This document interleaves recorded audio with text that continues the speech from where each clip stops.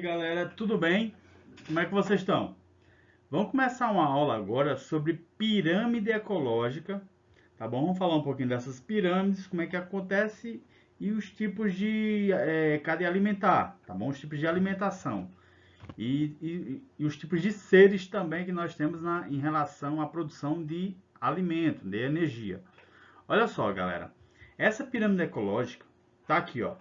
Eu tenho aqui geralmente aliás, geralmente não, sempre é um produtor embaixo, sempre vai ser um produtor, tá bom? Produtor é o que tá em maior quantidade, geralmente. Então ele vai estar em maior quantidade aqui, ó. Por exemplo, 8 toneladas de alfafa, né? 8 toneladas de capim vão alimentar um bezerro de 1 tonelada. Possivelmente isso pode acontecer, tranquilo, muito tranquilo. E esse bezerro pode alimentar um adolescente de 47 quilos. Como assim, professor?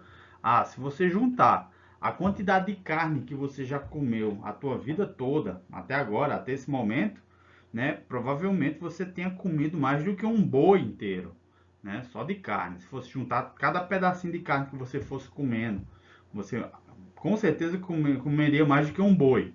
Então é isso, né? Um boi poderia facilmente te alimentar, tá bom? Então isso aqui é chamado de pirâmide ecológica do tipo de biomassa. Por quê? Porque fala em quilos. Por exemplo, 1 tonelada de feno alimenta, né, um bezerro de 250 quilos, que vai alimentar um homem de 80 quilos. Professor, um homem não come um bezerro de 250 quilos. Ah, mas durante sua vida, com certeza ele vai comer. Tranquilo? Beleza, galera? Então isso aqui, essa pirâmide aqui, ó, eu sempre vou ter um produtor embaixo, depois um herbívoro ou consumidor primário, depois um consumidor secundário, e aí vai, né? Terciário, quaternário. Beleza, galera? Então sempre o de baixo é o maior e vai diminuindo com o passar das cadeias alimentares, vai ficando menor. Tá bom? Por quê, professor? Porque a gente perde esse alimento, ele vai se perder com o tempo. Por exemplo, quando a gente come 1 quilo de carne, vamos supor, vixe, você comer 1 quilo é muito. Mas mesmo que você coma 1 quilo, esse 1 quilo não fica incorporado no teu corpo. A gente acaba eliminando esse quilo através das fezes, através uma parte também vai na urina, quando vai para o sangue, ele também vai ser filtrado na urina, uma parte. A gente perde esse quilo fazendo atividade física e fazendo muita coisa, a gente acaba incorporando muito pouco desse 1 quilo de carne. Deu para entender, galera? Então você não incorpora tudo que você come. Por quê? Porque vai embora nas fezes muita coisa que a gente come. Então é pouca coisa que você incorpora. Tranquilo? Então tá aqui um produtor, né? Alimentando um herbívoro e alimentando um carnívoro, né? Aqui uma coruja se alimenta do rato. Tranquilo? E aqui sempre vai ser maiores os produtores. Sempre uma quantidade maior de produtor para poder alimentar um herbívoro e alimentar um carnívoro. Tranquilo? Seres autótrofos são os produtores. Como assim, professor? Ser autótrofo são as plantas, são as algas, são os seres vivos que produzem alguma coisa. Produzem através de quê? Através da luz. Tranquilo? Então, se você está aqui, ó, tendo uma luz como uma fonte de energia, essa luz vai ser incorporada em os compostos químicos, vão ser transformados em compostos químicos que vai servir de alimento para a planta. A planta consegue formar compostos químicos através da luz. Por isso que eles são seres autótrofos. Autótrofos são aqueles que fabricam seu próprio alimento. A planta fabrica seu próprio alimento através da luz, né? Também vai ter outros compostos, né? A água, gás carbônico, mas ela faz isso só com a luz.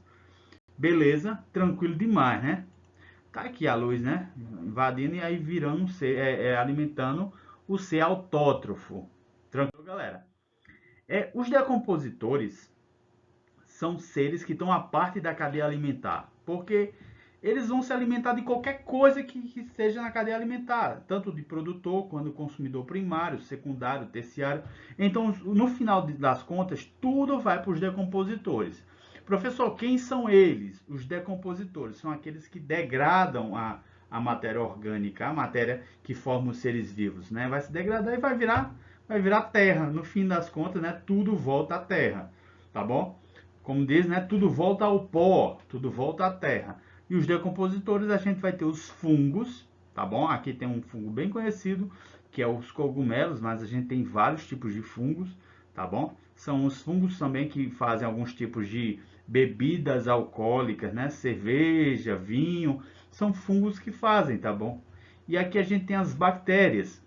Bactérias também são decompositores que tá no nosso organismo, no nosso intestino, tranquilo? E vão depois se alimentar da nossa carne quando nós morremos. Galera, quando a gente fala numa cadeia alimentar aquática, também há cadeia alimentar em todos os lugares, até debaixo d'água. Quem são os produtores na água? São as algas, galera. As algas. A gente tem aqui algas bem pequenininhas, formadas por uma só célula, ou unicelulares, e essas algas aqui são chamadas de fitoplânctons, tá bom? São algas fitoplânctons. Essas algas vão servir de alimento para o zooplâncton. Quem assiste Bob Esponja lembra do quê? Do plâncton, né? O plâncton são larvas de crustáceos. As larvinhas de crustáceos são o zooplâncton. Professor, o que é uma larva de crustáceo? Vai ser a larva do caranguejo, a larva do siri, a larva do camarão. As larvinhas são os filhotes desses animais. Vai formar o zooplâncton. Tranquilo? Essas larvas, né, as que formam o zooplâncton, vai servir de alimento para os peixes pequenos, que servem para alimento para peixes maiores, até o último na cadeia alimentar, no caso o tubarão, né, o consumidor quaternário. Então, quem são os produtores aqui são as algas. Quem são os seres heterótrofos? São os outros, né, que não conseguem fabricar seu próprio alimento. As algas são chamadas de seres autótrofos, que fabricam seu próprio alimento através da luz, e os seres heterótrofos não conseguem fabricar seu próprio alimento. Eles precisam se alimentar de outros seres vivos para poder sobreviver. Aí eu vou chamar eles de seres heterótrofos, tá bom, galera? Decore esse nome. Então tá aqui os seres heterótrofos. Aqueles que não fabricam seu próprio alimento, precisam se alimentar de outro ser vivo. Eu tenho vários tipos. Eu tenho aqui os dentritívoros, são que se alimentam de detrito. Detrito são matéria orgânica em decomposição, como minhoca. Minhoca está comendo ali, o bicho está morrendo, a minhoca vai, se alimenta daquele bicho morto. Minhoca se alimenta de bicho morto também. Eu vou ter o tapuru, os vermes que se alimentam naquela carne podre, tá bom? Tudo isso é detritívoro, tá bom? Se alimenta de matéria orgânica em decomposição. Alguns insetos também são detritívoros, tá bom? Que é a carne podre, a carne em decomposição. Outros seres heterótrofos, eu tenho os coprófagos. Coprófago vem de cocô. São animais que se alimentam de cocô, de bosta, né? Eu tenho aqui o rola-bosta, né? Um inseto que rola esse pedaço de cocô aqui, ó. E vai servir de alimento para ele também e para suas crias, tá bom? Ele bota os seus ovinhos aqui dentro desse cocô, ele vai rolando até um lugar, e aí vai colocar os seus ovos e depois as suas crias vão comer esse cocô, beleza? Então eu vou chamar de coprófagos. Outro animal coprófago, eu vou ter o porco, né? Se você defecar perto de um porco, ele vai lá comer o teu cocô, tá bom? Toma cuidado onde tu defeca, não vai se defecar perto de um porco, que ele vai comer. Então eu vou chamar esse animal de coprófago, tá bom? Professor, mas eu tenho um banheiro, beleza, tranquilo, graças a Deus.